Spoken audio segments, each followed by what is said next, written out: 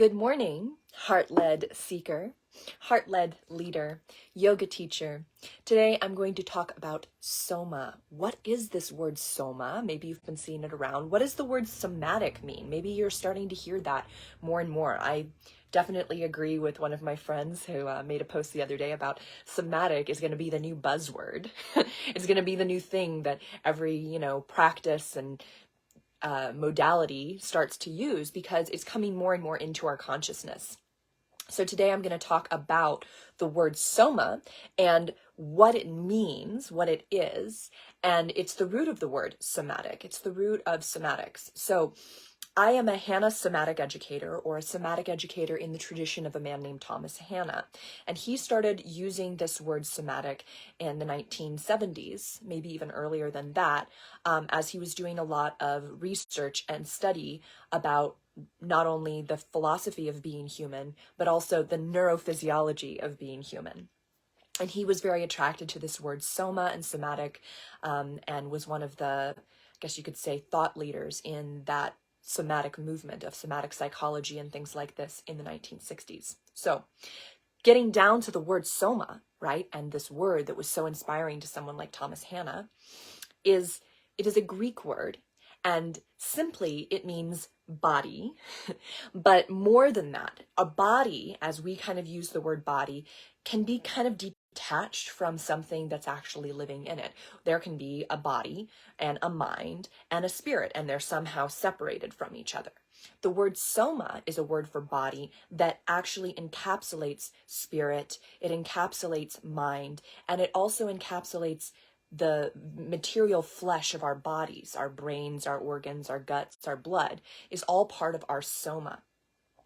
And getting back to the spirit piece of this, or the soul part of this, or the essence part of this word, right? This ineffable quality of being human, of being not just human, also animals. Animals have somas, right? Of being a living creature, is that you have your own inner subjective experience, your own perceptual awareness that is going on all the time, and that you are constantly in response to or in interaction with. Okay, so the word soma includes this idea that you have this subjective personal experience that you are then experiencing the world through.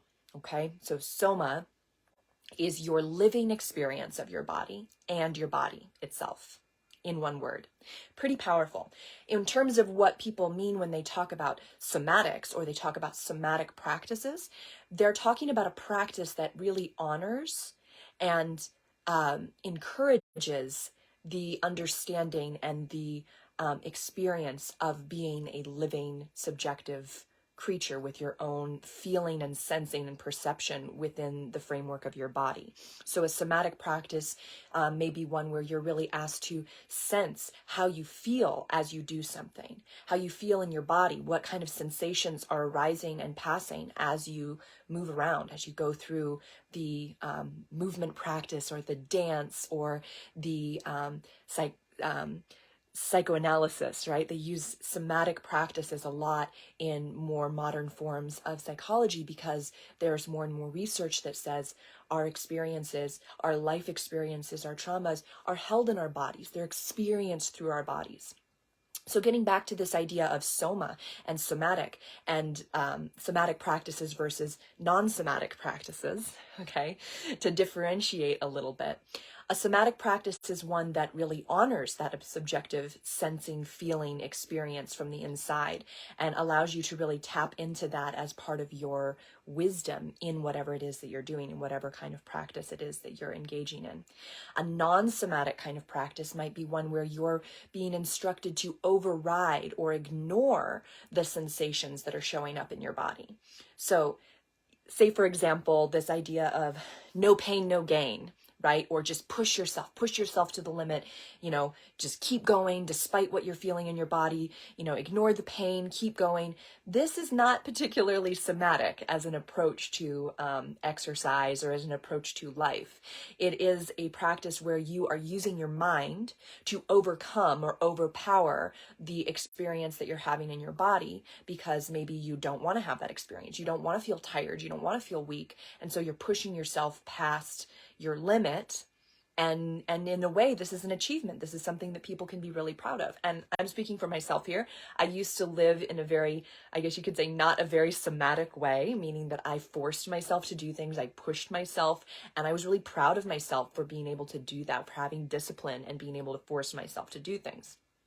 Now, this is quite different, though, than a somatic approach to life, which would honor your inner experience. And when you're starting to have pain while you're running or while you're exercising, or maybe throughout your day while you're starting to have like feelings of exhaustion or things like that, instead of overriding that, instead of ignoring that and pushing yourself, right? There's a time and place for that. But a somatic approach to life would have you honoring that, would have you slowing down a little bit and asking the question, what is my body trying to tell me? What is my body trying to tell me about my environment, or about what I'm consuming, or about my emotions right now? Maybe there's some information here for me. And so a somatic approach to things is one that allows you to tap into the innate body intelligence that you have, the wisdom of your body. Okay, so that's why a lot of these somatic things that say somatic out there are going to be talking about being in your body, really being in it rather than overriding it and distancing yourself from it, as we sometimes tend to do during certain kinds of life situations. Like, for example, trauma has us distancing ourselves from our body. When there are extreme scenarios where we have to go deeply into our fight or flight, you know, if there's like a natural disaster, like, yeah, absolutely, don't just take a nap, get up and go, right? But we don't want to live our lives in a state of fight or flight, because it's not only exhausting, but it's unsustainable. Okay. So when I talk about living somatically, it is a practice. It's a practice of sensing and feeling and experiencing what's going on in your body, and then responding to it in a way that is actually constructive to yourself and to your life. Okay, it's definitely like a positive kind of philosophy. A somatic philosophy is one that is honoring the living process of being human. Okay, so coming back to living life somatically and not living life somatically. Not living life somatically might be like you don't really like your job, but you just do it and you force yourself to do it. And you can tell that every time you go in to do your job, your body is like saying, get me out of here. I don't want to be here. But you continue to make yourself do it. Well, what kind of life is that? That's a life where maybe you can feel proud of yourself for, you know, making yourself do something that's hard that you don't want to do, right? Or it could be the kind of life that's just sort of draining and unfulfilling. So this is just one example of the way that I have found that living somatically, living in a way that honors my inner experience and allows me to have space to respond to it, has actually brought me a lot more ease and happiness in my life. And this goes hand in hand with the physical movement practice that I teach. So there's so many different kinds of somatic practices out there. If you've ever heard of tapping, EFT, or EMDR, these are very somatic practices that help people process trauma and help their brains realign after some kind of difficult life experience, okay? And we all have had those. There are so many wide varieties of different kinds of somatic practices. And I think more and more there's going to be innovation and there's going to be more somatic practices out there, which I think is absolutely wonderful. At the same time, what I'm offering is its own specific kind of somatic practice. So even other somatic therapists may not actually have experienced HANA somatic education and this thing that I offer, which particularly works with the muscular system of your body to lengthen and release muscles from the inside. This is a very somatic approach to movement and a very somatic approach to muscles, because usually when we're doing some kind of training, we're focused on the contraction of our muscles. We're not necessarily focused on the release of our muscles. But the release of our muscles is not only possible, it's necessary in order for movement to even take place. So take, for example, if I want to lift my arm and bring my arm up to get something. In order for this movement to take place, some muscles in my body have to shorten and some muscles have to lengthen, even for me to do this with my fingers. There's some shortening and some lengthening going on. To bring your awareness to that and start to retrain the way that your body moves is very powerful. Not only does it build that sensory awareness in that part of your body that maybe you haven't been so connected with, but it's going to build sensory awareness in your soma, not just your body, your soma, your being. You're going to have more of that feedback coming in about your environment and how you are particularly responding to it. So, really exciting stuff. I hope you guys have been enjoying this little Soma rant here today. Obviously, one of my favorite subjects. But it gets me back to this point that to live somatically, to be somatically aware in your body, is to have access to your whole being, to the whole being that you are, including your spirit, including your essence, including your physiology. To have access to all of that information within you is the practice of somatics. It's the practice of being aware of the fact that you are having this subjective experience in your body and that you're responding to life through your lens and through the sensations in your body.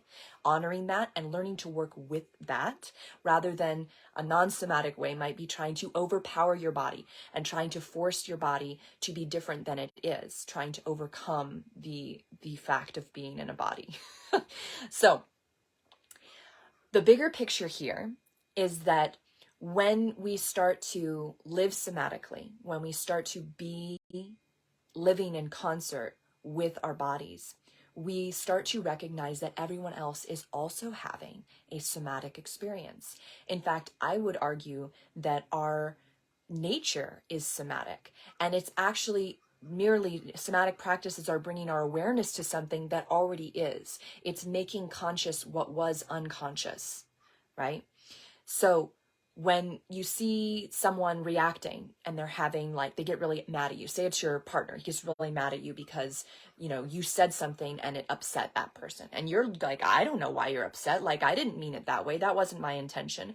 Well, they got that information, whatever the information was, and they somatically processed and experienced that information in an entirely unique, personal way to them. And then they gave you feedback about their somatic experience. Maybe when you said that, they felt their jaw tighten up. It reminded them of something someone else said to them one time, and they felt this tightness in their body, and they felt angry. And then they thought all these different things about you and about what you meant by that, right? They had a somatic experience of whatever it is you said, and they had a reaction to the experience that they had inside. So it's going on all the time. We're always somatic beings. We just don't realize that we are. The realization that we are somatic beings and that we are experiencing and relating things to our personal subjective experience within our bodies, that it's happening in the, I guess you could say, the theater of our bodies, is a powerful thing to step into and take responsibility for and recognize.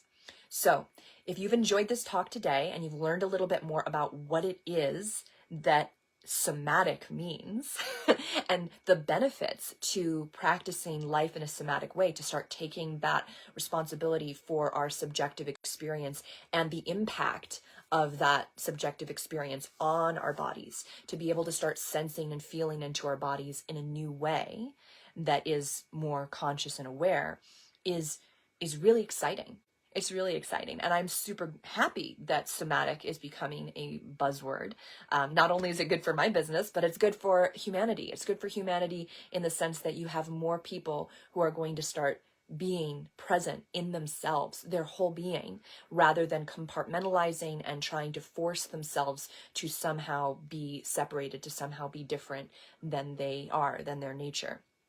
The beauty of this is that as we become more accepting of ourselves, we look around at the world with more acceptance of others as they are, and we can have more compassion for other people as they are, and understand that everyone is different, and at the same time everyone is very much the same. So this wonderful conundrum is what I'll leave you with today, this beautiful human contradiction.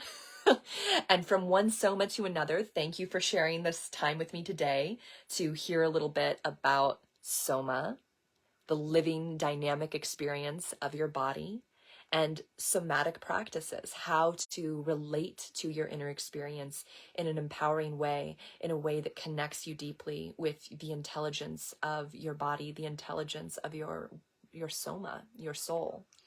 So everybody have a beautiful day. Join me this weekend. If you haven't been seeing my posts, 3 Days to Radiance starts tomorrow, and I would love to have you there. You can go to the link in my bio or just to my Facebook profile page and see more about that, more about the event. Super special, and I hope all of you are having an absolutely wonderful morning. And love to you, Soma.